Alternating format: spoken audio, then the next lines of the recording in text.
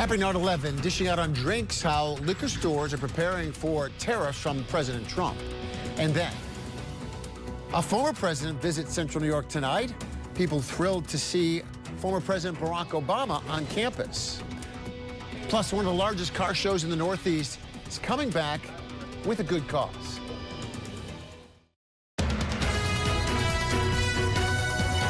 You're watching NBC3 News at 11.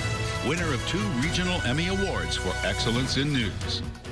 Good evening, I'm Matt Mulcahy. You're watching NBC3 News at 11. Global and domestic stock markets severely rattled today, one full day after President Trump's historic tariff announcement. The proof was in the numbers. All 3 major indices posted their worst day since the start of the pandemic in 2020. The Dow dropped more than 1,500 points. The S&P was down close to 5%. The tech-heavy NASDAQ plunged nearly 6% on the day. Now, if you're going to take a sip anytime soon, you're going to have to get ready to spend. Here's one example of where tariffs will hit. Tariffs on imported goods like wine and spirits are guaranteed to drive up bar bills and even your restaurant tab. According to wine and spirits wholesalers, imported wine and liquor make up 38% of the U.S. marketplace.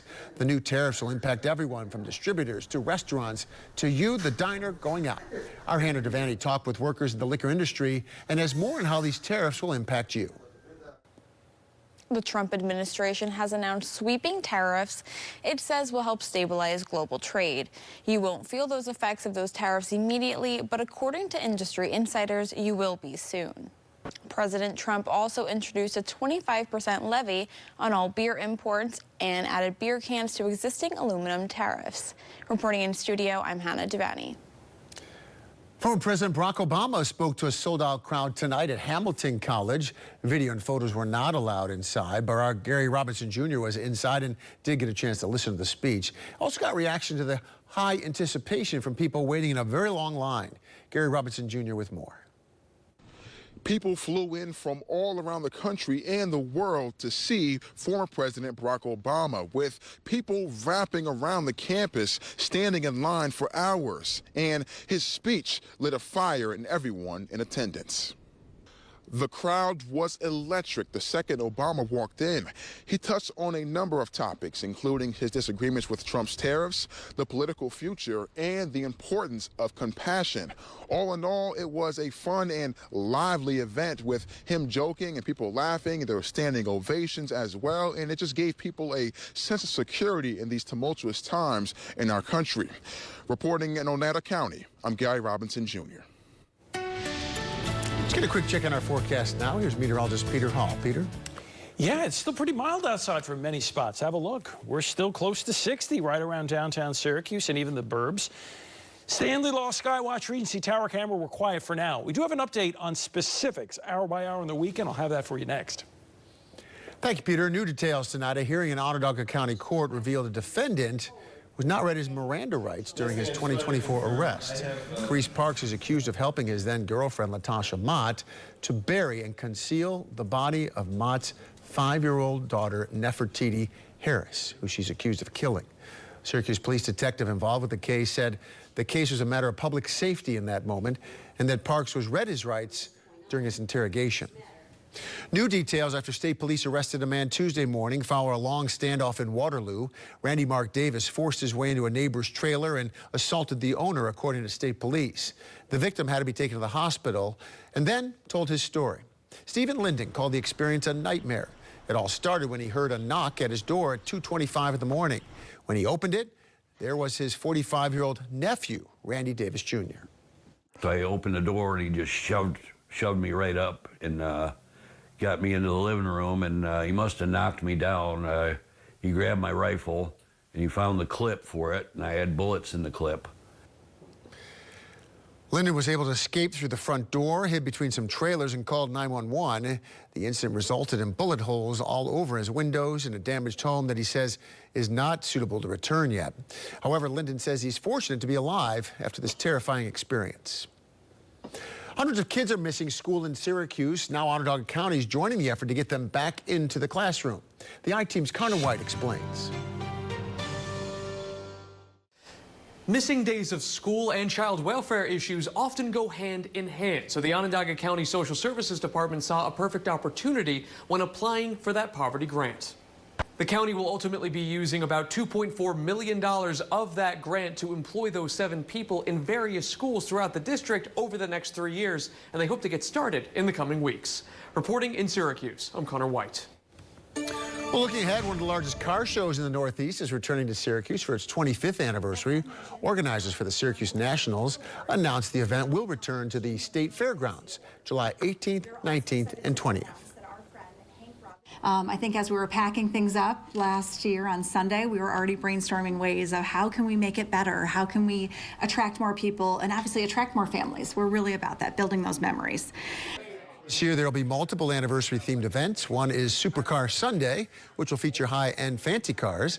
The goal of this event is to raise money to build a car-themed playground at upstate Golisano Children's Hospital. The Cher Show, a musical showcasing the life of Cher, is coming to the Landmark Theater next week. It features an SU alumni. Kristen Rose Kelleher stars as Georgia Holt, Cher's mother. She also plays Lucille Ball and understudies for an older version of Cher herself.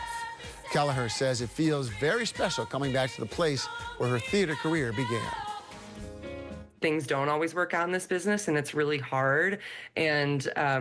But to get to come back with such a victorious moment to Syracuse is really, really awesome. It feels very full circle, even with like the meaning of the show, and it's just going to be so fun. Like I'm just so excited to like go to Phoebe's across the street from Syracuse stage and like get a Phoebe's salad. I had that for lunch like every day, and so I can't wait. Well, welcome back to town. The Cher Show opens April 8th with 6 scheduled performances at the Landmark Theater. For ticket information, log on to cnycentral.com. Coming up on NBC3 News at 11, ground now broken. A new project in Clay will eventually support a new Micron facility. And a powerful storm wreaking havoc across the Midwest, causing massive destruction. Plus, meteorologist Peter Hall returns with a look ahead at our weekend, where will be some of the spots you might be able to get outdoors and enjoy the springtime.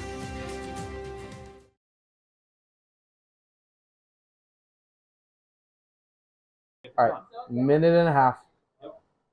90 seconds. I responded well to soft voices. Yeah, so let's keep it. So you chose to work on my show? Keeping that in. She said, I want soft voices. So she chooses to work on my show. Well, normally I'm in the other room. Oh, yeah. But you still are on the receiving end of my whatever is on my headset. Yeah, okay, I'll be kind. Excuse me. I'll be kind. There you go. We'll turn this down. Like we can tell Carson we can hear him. It's just a matter of like not we just don't have his mic hot, but he sounds good. He sounds good.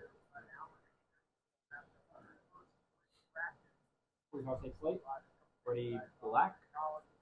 Well, then Sophie's just standing in the green. Wait, does anyone have a head? Okay, dang. Can we get the reporters out of Chroma? Can we get Sunny and Sophie off of Chroma? Yes. They are. But they can stand in front of Cam 3. They can stand in front of Cam 3. Yep, there they are. There they are. All right, everybody. All right. Let's have a good show. 10, 9, 8, 7, 6, 5, 4. Mike's ready. Roman's mic. 3, 2, 1. Coming up on News Live at 6, Onondaga County Executive Ryan McMahon gave his State of the County address yesterday. I'll have the highlights plus some more. Plus, how President Trump's tariffs on imported goods could affect local farmers and the potential responses from other countries. Thank you. And how an SU alum has been impacted by Tesla vandalism. News Live at 6 starts right now. This is Citrus TV News Live at 6, your campus news leader. County Executive Ryan McMahon gave his State of the County address last night. Welcome into News Live at 6. I'm Mike Lamore. And I'm Jake Morrell. Our Roman Verna is in studio to break down what McMahon had to say. Roman? Yeah, thanks, guys. Last night's speech at Onondaga High School, Nedro covered any So and good. all from the county. McMahon started with I'm finance. so glad that he we told him to highlighted go tax promo. cuts and bond rates in the area. He continued by talking about public safety and the funding being given to both the Sheriff's Office and the Emergency Management Department, taking the moment to remember fallen deputies and officers. And then it was on to lead water and the initiatives for public health. And of course, it wouldn't be Onondaga County without talking about Micron. He announced that the land statement has finally been sent to his office and projects a November groundbreaking. But one issue we've been keeping an eye on is hotels. Here's what McMahon had to say. Over the last few years, the number has actually been 1,000 rooms that have come offline. To help spur much-needed hotel development growth, this past summer, we created the Onondaga County Hotel Initiative. We have already awarded funding to 3 projects. And some of those 1,000 lost hotel rooms come from these 3 closings around the hill. Keep moving. The Slide television. Mayflower will be turned into apartments. The Sheridan was converted into dorms. And the Crown Plaza, more apartments. But last night, McMahon highlighted the first 3 hotels in the plan. The Suburban Studio in Liverpool, the Tempo by Hilton, and the Hotel Onondaga in downtown. He also announced a new development in Clay, which will be split between a Residence Inn and a Fairfield Inn and Suites. No, that's the other. Oh, did Now, they whether these change hotels the will completely fix name the of room the shortage market is shares still one? uncertain, but definitely gonna keep an eye out for new Did you details. tell Back to you guys.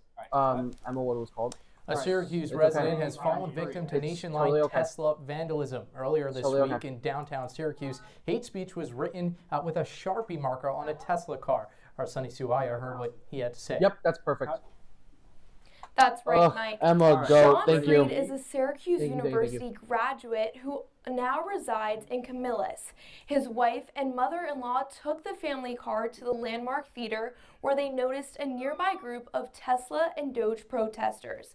When they came back to their Tesla, it had been vandalized.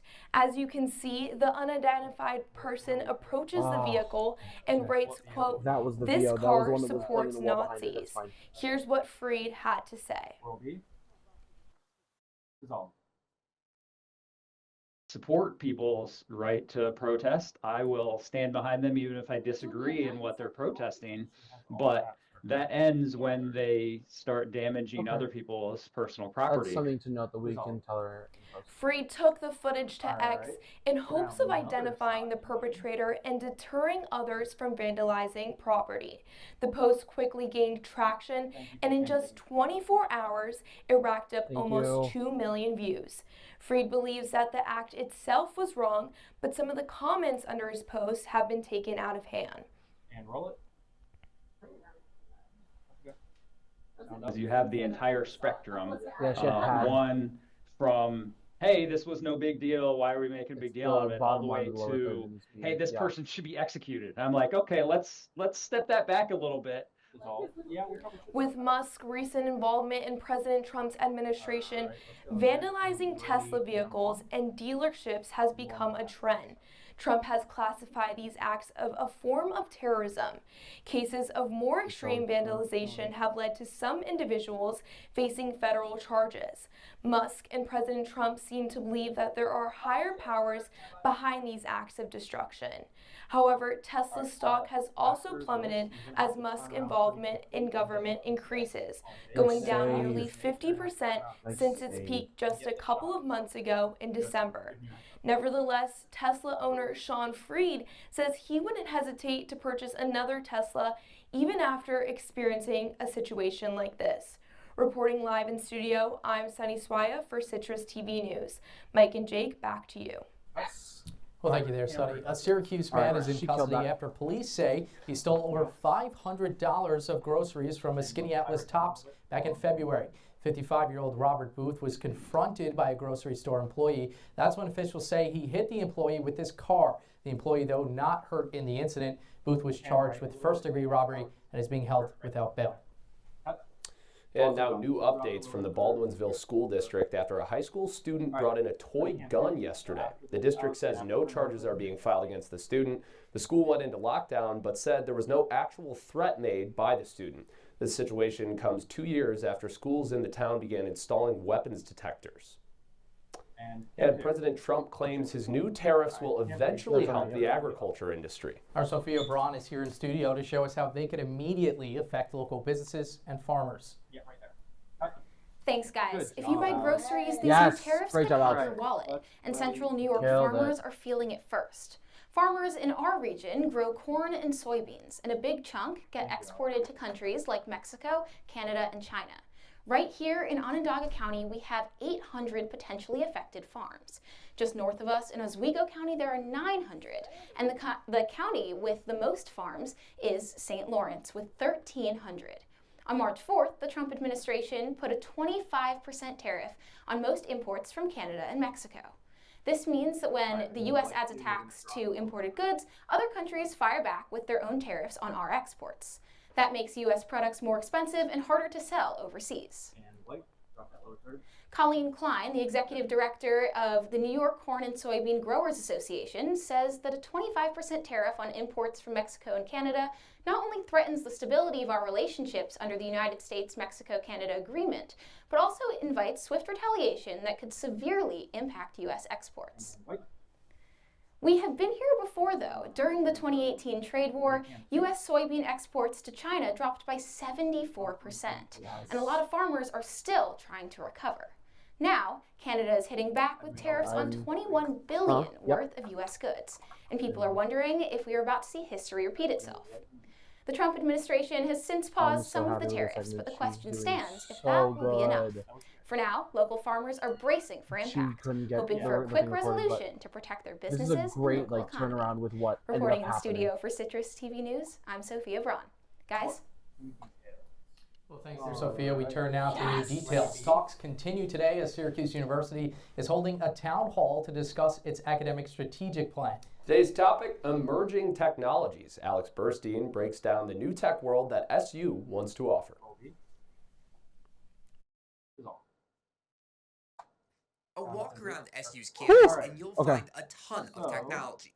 Now, SU wants to use even more. A virtual town hall Friday morning focused on emerging tech as part of its academic strategic plan. Syracuse University VP of Research Duncan Brown is helping lead where are the Jake effort. and Peter? And today at Syracuse University, we're creating these new emerging technologies by bringing things together. So what exactly is emerging technology? Well, it can be something as simple as artificial intelligence, something the university has and will continue to use.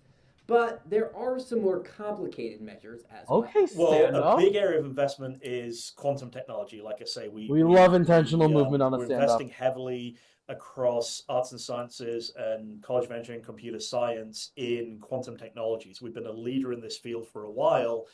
And quantum technologies are new, disruptive ways of calculating things with computers. And with Syracuse set to receive a major Micron complex, these technologies may come at the perfect time. It can be the place that bridges the quantum world, which is the computers of the future, with the semiconductor world, which is the computers of today. So we can bring these two together in a very unique way. And some of the quantum technologies that we're developing today will be used by these companies 25 years from now. Alex Burstein, Citrus TV. Thank you there, Alex. Sidewalk closures are now in place along Ostrom Avenue as the university begins construction on a new residence hall. Pedestrians will now be directed to walk alongside the east side of the road between Euclid and University Place. Those walking along the University Place will be directed to the north side of the street near Del Plain and Ernie Davis Halls. The detours will remain in place until, get this, 2027. No. And turning water into wine now. The Mizpah Church Sanctuary is receiving a makeover this summer, transforming into a self-serve wine sanctuary. Former county councilor and owner of Harvey's Garden, Michael Green, is the same person that created Harvey's Garden, which has the self-serve beer. So now he's doing self-serve wine. It'll also offer craft beer and a limited food menu. I'm so excited. It's going to be sick. I think I might be popping over there when that opens. Yeah, especially with spring coming up. The weather is starting to warm up. I don't know what it looks like outside, but our Sunny Suaya, our Sigourney Bell Siggy has the latest. Sigourney Bell. Baker. Hey, Michael, it's okay that you got that mixed up because it is sunny out here. I mean, I am so giddy to be That's a out here. great Not play. only because That's a great Friday save. News is back after a long spring break, but because Hey, I am Mike, just a standing reminder in that she green just let grass and Sigourney the on sun air. is in my eyes. I mean, what more can you ask for a good Syracuse day? But don't be fooled Okay, just because Siggy my played that back's off glowing in great. the sunlight right now. It's still a little bit chilly because we can't have all good things in Syracuse. It's 42 degrees right now, but with the wind, it's feeling more like 36. Now, later on tonight, I don't know we're if I'm going to gonna drop go in to temperatures. Sarah It's going Sherman to after be this. 38 I'm degrees starved. outside, but we're still going to have clear, cloudy days, and I think that's going to be pretty good because this weekend we're going to have some crazy weather. I'll have more on that when I'm back in studio to tell you our 5-day forecast, but right now, I'm going to suck up this well-needed vitamin D. Back to you guys. Thanks there, Sigourney. Still ahead, the latest on the U.S. and China Great job. Come on relations. back. Find out You're why clear. the Trump administration is denying rumors of a military briefing with Elon Musk on a war with the nation. And one of the busiest airports in the world is slowly reopening after a power outage. All that and more. Stay with us.